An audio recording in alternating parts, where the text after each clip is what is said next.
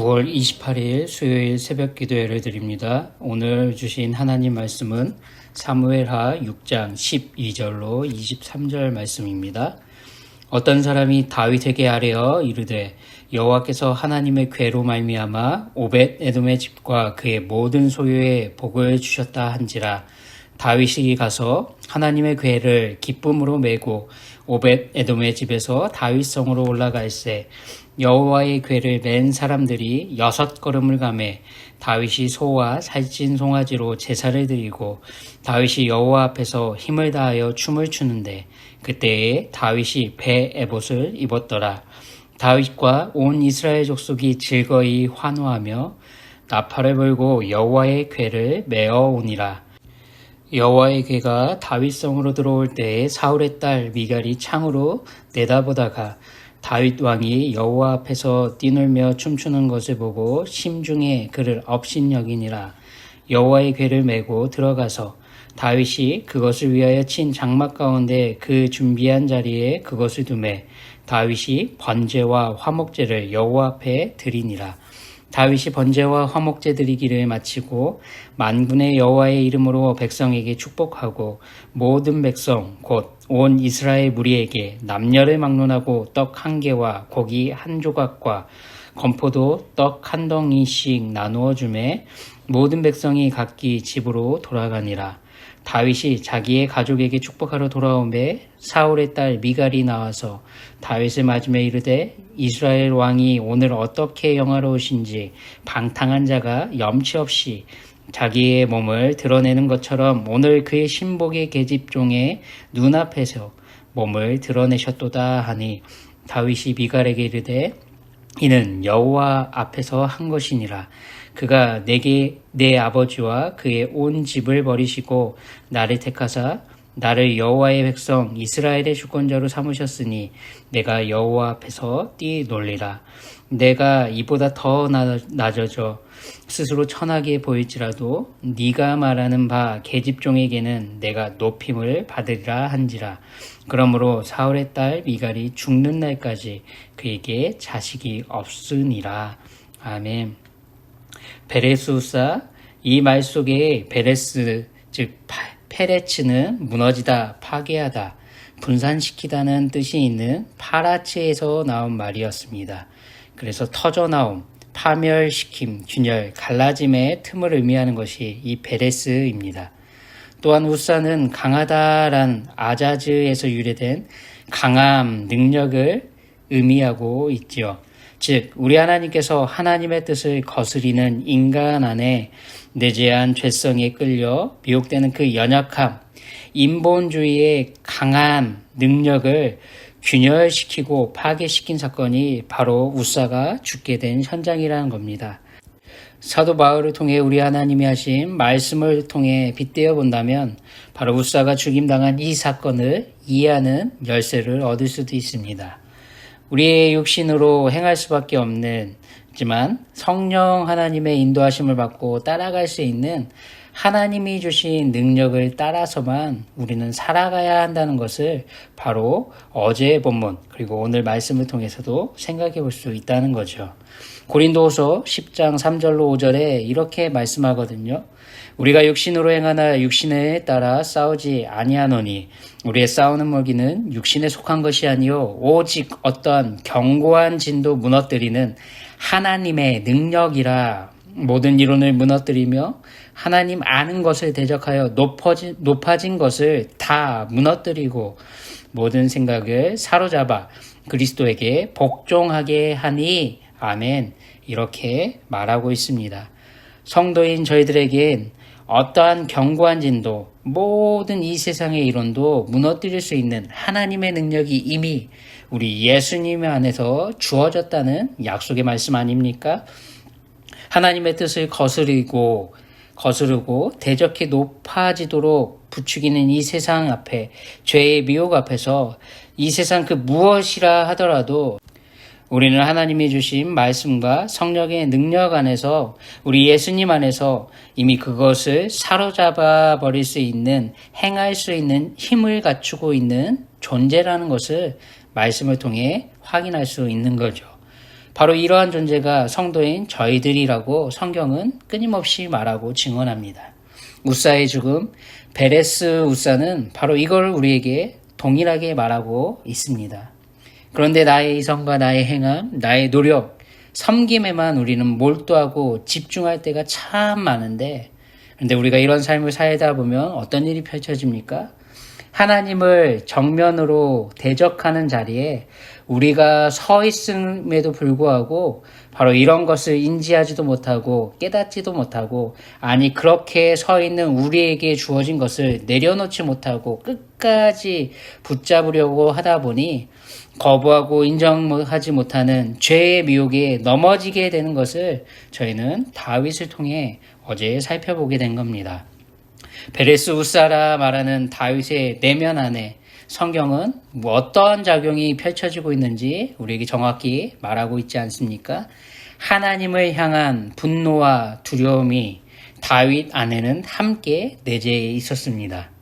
성경이 증언하는 다윗의 감정, 이 분하여라는 이 말 뜻은 단순히 괘씸한 마음으로 품거나 섭섭한 감정 정도를 느끼고 그것에 사로잡힌 것을 말하는 게 아니거든요. 온 몸과 온 심장이 타버릴 듯한 극도의 분노를 가르치는 것이 바로 이 단어입니다. 타오르다, 힘이 뜨거워지다, 빨갛게 되다라는 바로 그 의미를 갖고 있는 히브리어 하라라는 단어를 사용해 분내며라고 우리에게 말합니다. 분명 하나님을 두려워할 줄 아는 다윗임을 우리는 이미 지식으로 알고 있지 않습니까? 분명히 하나님을 경외하며 이 세상 사람들과 다른 길을 걸어가는 것으로 우리는 다윗의 삶을 바라보고 기대하며 하나님의 기뻐하시는 삶을 따라가며 걸어왔는데, 그런데 오늘 말씀 안에서는 하나님을 두려워할 줄 알았던 이 다윗의 내재한 내면 속에 전적으로 타락하고 부패한 하나님의 원수의 자리에 머물 수밖에 없는 죄인의 죄성이 여전히 존재하고 있음을 성경은 말하고 있다는 사실입니다. 다윗은 우사의 죽음으로 인해 자기 성으로 여호와의 궤를 옮겨가기를 어떻게 합니까? 즐겨하지 아니했다. 성경은 말하고 있습니다. 그래서 거부하는 행동을 펼쳐 하나님에게는 오벳 에돔의 집에 가게 됐고 3개월이나 머물게 되었다고 성경은 우리에게 말하고 있지요. 우리 하나님은 오벳 에돔의 집에 그리고 그의 온 집에 이 3개월 동안 어떻게 하셨습니까? 복을 주셨다. 성경은 명확하게 정리해 말합니다. 바로 우리 하나님은 이 시간 동안 분노에 사로잡혀 있을 수도 있는 그 다윗, 하나님의 궤를 옮겨가기에 즐겁게 하지 못하는 그 다윗, 그럼에도 하나님을 두려워하는 이 다윗에게 여전히 은혜를 베풀어 주고 계셨습니다. 우리 하나님은 인본주의의 신앙의 길로 미끄러져 버렸던, 뒷걸음질 쳐버렸던 이 다윗을 다시 하나님의 마음에 합한 여호와 하나님의 구속사를 성취해갈 통로로서 합당한 신앙의 길을 걸어갈 수 있도록 하나님은 은혜 베풀고 계셨다는 사실 말이죠. 그 출발은 바로 12절에 여호와께서 하나님의 궤로 말미암아 오벳 에돔의 집과 그의 모든 소유에 복을 주셨다. 이렇게 다윗에게 하나님의 성품과 은혜를 드러내게 전해준 어떤 사람으로부터 시작되고 있다. 성경은 말하고 있습니다. 다윗은 이 소식을 듣고 변화된 모습을 보여주고 있지 않습니까? 인간의 시선이 사람들의 소리에 끌려가는 것이 아니라, 인간의 시선이나 사람들의 소리에 끌려가는 것이 아니라 오직 하나님만 바라보고 하나님만 인식하고 하나님만 의식하는 신앙의 모습으로 걸어가고 있는 다윗의 모습을 우리에게 묘사해주고 있습니다. 직접 오벳에돔의 집으로 달려가는 다윗, 더 이상 자기에게로 여호와의 궤를, 하나님의 궤를, 하나님의 임재를 상징하는 우사를 죽음에 이르게 한 두려운 언약궤가 아니라, 그것을 머뭇거리는 다윗이 아니라 다윗 자신에게로 앞장서 그 일을 다시금 실행하는 다윗의 모습을 성경은 그리고 있다는 사실입니다. 여러분, 어떻게 이렇게 극명하게 다윗의 행동은 오늘 말씀 이전과 이후로 이렇게 갈라지게 되었습니까? 다윗에게 3개월의 시간은 다윗 자신으로 인해 아마도 웃사를 죽게 만들었다는 하나님의 마음에 합한 다윗의 모습이 반영된 바로 그 죄책에 시달리고 있지는 않았을까요? 고난과 역경 속에서도 자신과 사울의 그 수없이 찾아왔던 그 죽임의 위기 속에서도 함께 하시며 은혜를 베푸시고 구원해 주신 하나님께 대한 죄송한 마음에 고통스러워하지는 않았을까 싶습니다. 하나님께서 사울처럼 혹 자신을 버리시는 건 아닐까, 이런 생각도 다윗을 괴롭히지 않았을까 싶기도 합니다. 그래서 아무 행동도 하지 못하던 이 다윗에게 하나님의 은혜는 어떠한 사람의 소식을 통해 하나님의 성품을 드러내시는 그 알리는 목소리를 통해 다시금 펼쳐지고 시작된다는 사실입니다. 오베데돔의 집과 온 집에 복을 주시고 계셨던 우리 하나님의 바로 이 은혜가 다윗을 다시금 하나님의 은혜의 자리로 나아가도록 그를 이끌어간다는 사실입니다. 오베데돔은 누구일까? 동일 인물이라고 확증할 수는 없지만 역대상에 기록되어 있는 이 동일한 사건, 그 이후에 쭉 펼쳐지며 이어지는 성경에 기록되는 순서를 따라 추정해 가본다면 바로 역대상 26장 1절에서 8절을 통해 확인되는 오벳에돔일 거라 생각할 수 있습니다. 바로 이 역대상 26장에 나오는 이 오벳에돔은 고앗의 자손입니다. 그리고 후에 예루살렘 성문의 문지기로 활약하는 레위인이라는 것을 우리는 알 수 있거든요. 즉 하나님의 궤를 메고 올 역할을 감당해야 할 고앗 자손에게 하나님께서 온 집안에까지 언약궤를 그곳에 머물게 하여 주셔서 복 주신다는 바로 이 소식은 하나님의 언약과 하나님의 성품에 대해 다윗의 신앙과 믿음이 굳건하게 만드는 능력으로 작용됐다는 겁니다.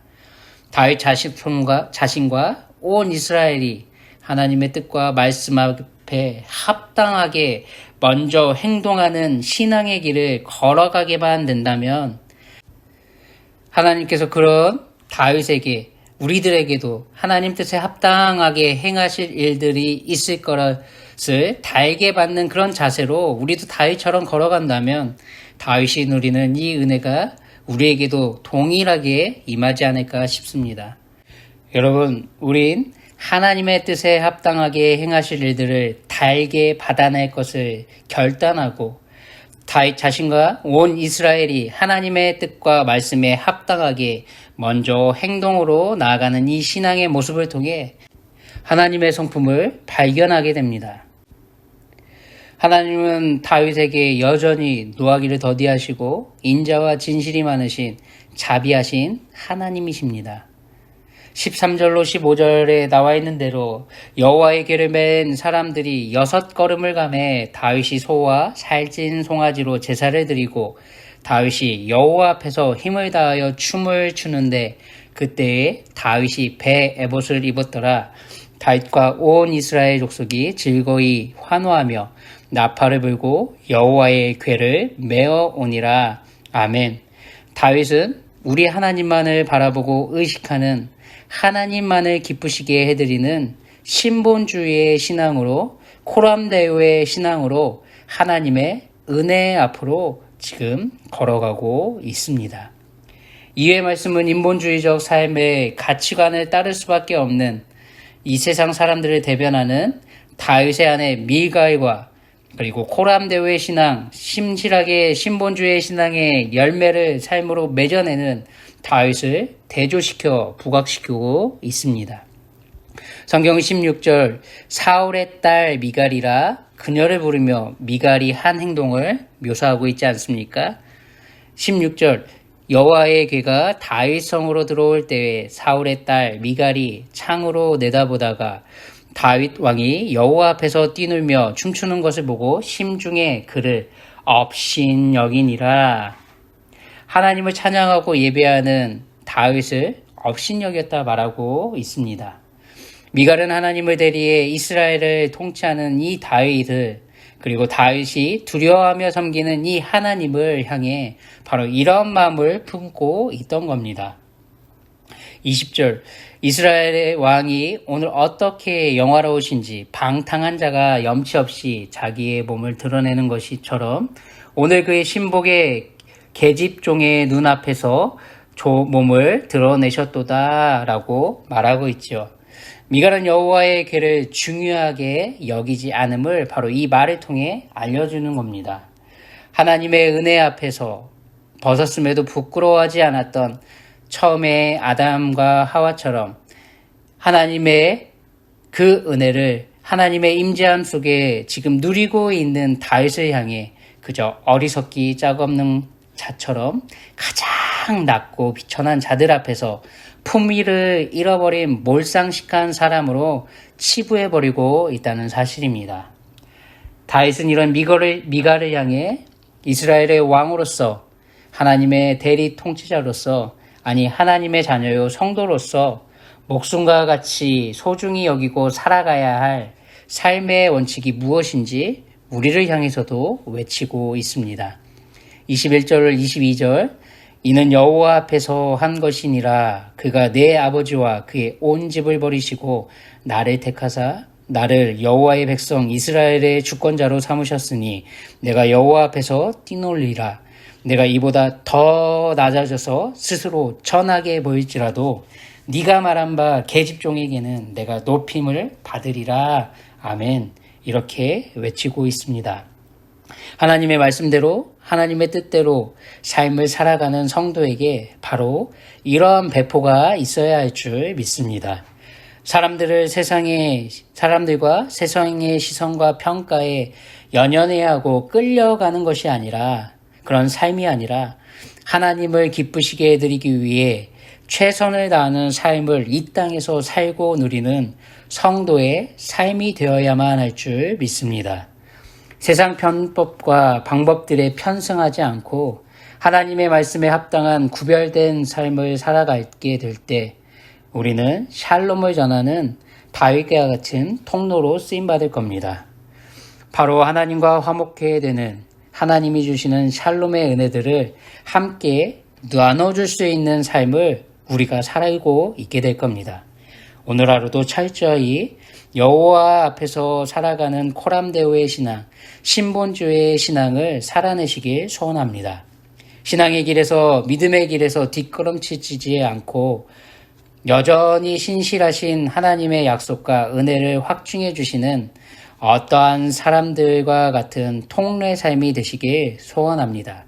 오늘 하루 교제하고 만나시는, 관계 맺는 모든 분들에게 이 하나님의 샬롬을 전해주시는 삶이 되시길 예수님의 이름으로 축원합니다. 하나님 아버지, 하나님의 뜻과 말씀을 소중히 여기는 오늘 하루를 살게 하옵소서. 세상의 가치와 기준보다 하나님의 편에서 구별된 삶을 묵묵히 살아내고 걸어가는 저희들 모두 되게 하여 주시옵소서. 하나님의 은혜와 샬롬을 함께 나누고 누리는 구원의 통로로 오늘 하루도 살게 하옵소서. 존귀하신 예수님의 이름으로 기도드립니다. 아멘. 오늘 하루도 평안하시기 바랍니다.